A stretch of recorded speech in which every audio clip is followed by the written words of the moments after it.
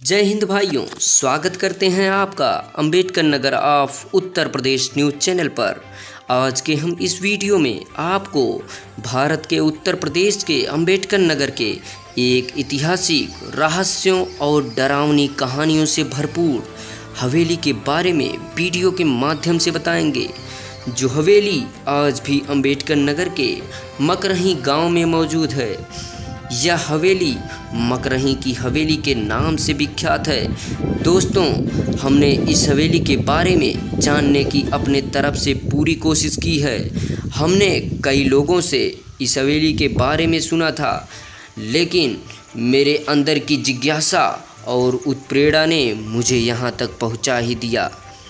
जब मैं लोगों से पूछते हुए इस हवेली के पास पहुँचा तो मेरे अंदर एक अजीब सी हलचल हुई कि मैं यहाँ इस हवेली में पहले क्यों नहीं आया। शायद ये हवेली मेरा ही इंतज़ार कर रही थी।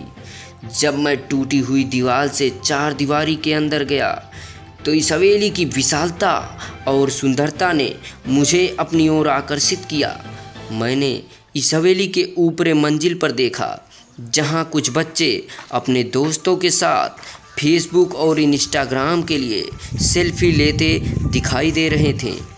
मैं उन्हें झुंड में देखकर समझ गया कि आखिर वे झुंड में क्यों आए हैं, क्योंकि जब आप अकेले किसी पुराने डरावने स्थान पर जाते हैं तो ऐसा डर लगता है ना आप किसी को बता सकते हैं और ना ही दिखा सकते हैं।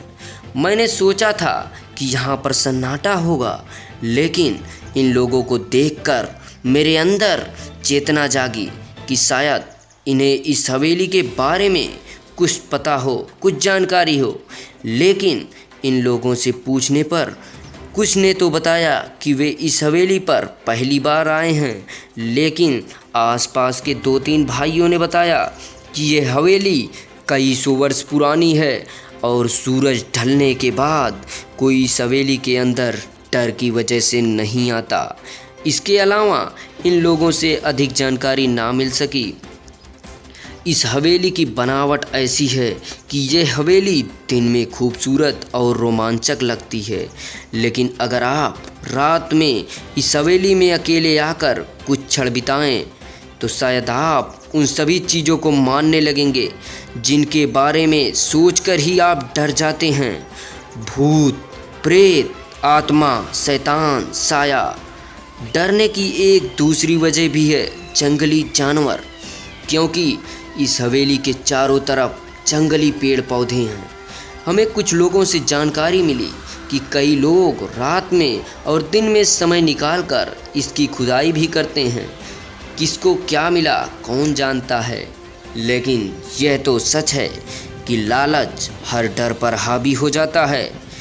अब हम आपको इस हवेली के ऊपरी मंजिल से इस हवेली और इसके चारों तरफ का नज़ारा दिखाते हैं। ये हवेली लगभग 10 बीघे में फैली हुई है। इसके चारों तरफ से चार दीवारी बनी हुई है और इस हवेली के ऊपरी मंजिल से उत्तर की दिशा में घाघरा नदी बहती हुई दिखाई दे रही है, जो इसके सुंदरता को और भी बढ़ा देती है। इस हवेली से घाघरा नदी लगभग 10 किलोमीटर उत्तर की दिशा में है। इस हवेली के चारों तरफ हरियाली ही हरियाली दिखाई दे रही है। चार दीवारी से बाहर पूर्व में 2 मंदिर बने हुए हैं, जो मानवतावादी और आदर्शवादी सोच को दर्शाते हैं। इससे कुछ दूरी पर एक कुआं भी मौजूद है, जिसके जल से लोगों की प्यास बुझती रही होगी और इस हवेली को बनाने में मदद भी मिलती रही होगी। भाइयों, अब हम हवेली की संरचना के बारे में वीडियो के माध्यम से बताते हैं। इस हवेली की बनावट अत्यधिक सुंदर और प्रभावशाली है। कम से कम यह हवेली 150 वर्ष पुरानी होगी ही।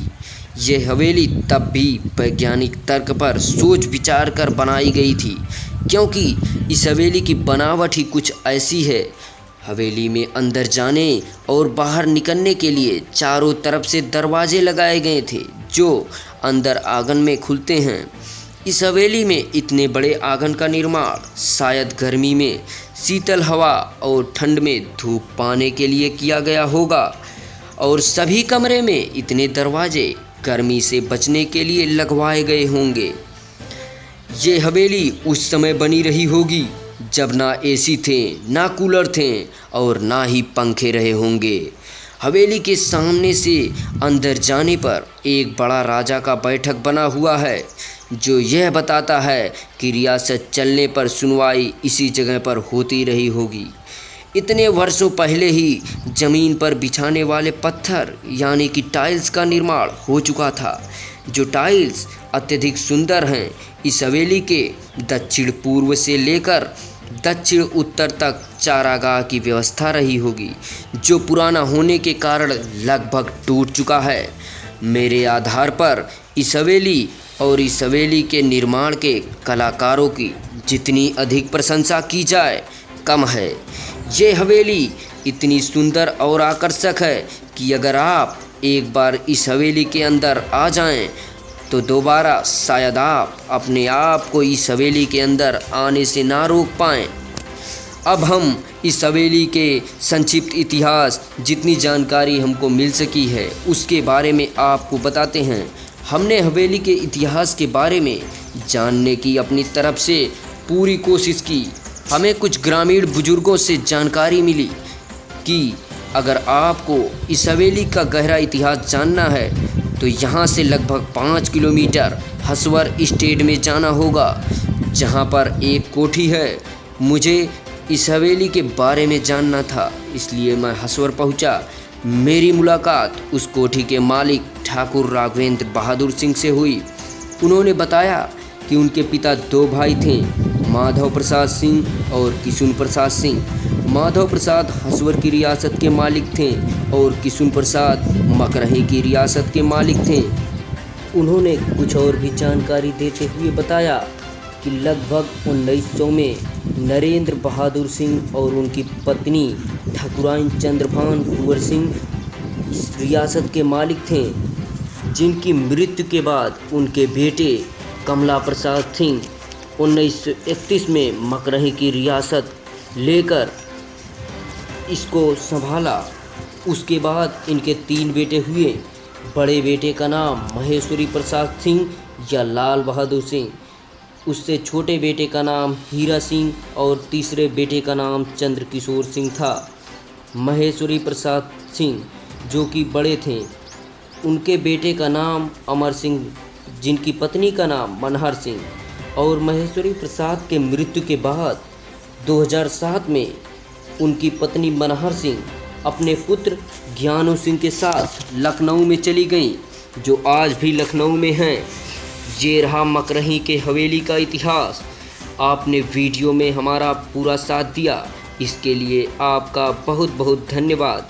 अगर आप उत्तर प्रदेश के प्रत्येक ऐतिहासिक जगह, रहस्यपूर्ण घटना आदि मुख्य समाचार पाना चाहते हैं तो हमारे YouTube channel Ambedkar Nagar of Uttar Pradesh news channel को सब्सक्राइब करें। हमारे मनोबल को बढ़ाने के लिए वीडियो को लाइक करें, और अगर आपको किसी और रहस्यपूर्ण जगह की जानकारी है तो कमेंट अवश्य करें। आपने अपना कीमती समय इस वीडियो में दिया, इसलिए आपका आभार व्यक्त करते हैं। फिर मिलेंगे दोस्तों नई जगह, नई जानकारी, नई वीडियो के साथ। जय हिंद, जय भारत।